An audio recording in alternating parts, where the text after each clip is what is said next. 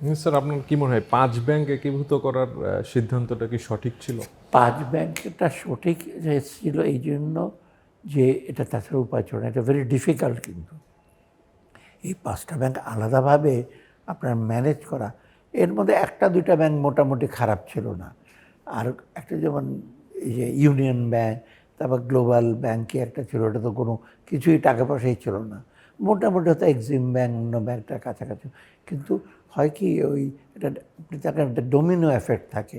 আপনি 3টা বাকি 2টাকে রেখে দিলেন না, বাকি 3টাকে বন্ধ করে দিলেন, তো ওইটা কিন্তু তখন লোকজন যারা ডিপোজিট তারা ভাবছে এই কটা ব্যাংকও কিন্তু কয়েকদিন পর খারাপ হবে, তখন আপনারা সবাই দৌড়াবেন ওই ব্যাংকে সব টাকাটা উইথড্র করতে।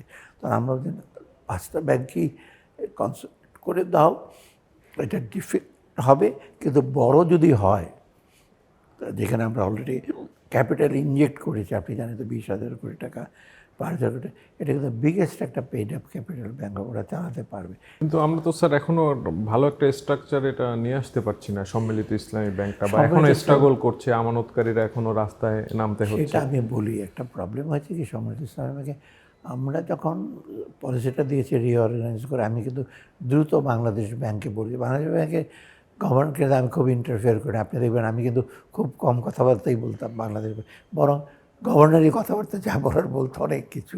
মাঝে মাঝে আমি বলতাম তুমি এত কথাবার্তা বলো টলো না, কারণ আমি নিজে তো কথাবার্তা কম বলতাম। তাই কিন্তু এইগুলো বলে একটু ঝামেলা হলো, ওই হেয়ার কাট করবে, এই করবে, সেই করবে, বলছে এইগুলো তো আমরা বলি নাই।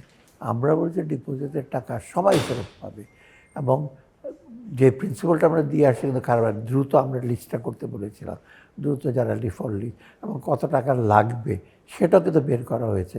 এবং খুব ডিফিকাল্ট ছিল না কিন্তু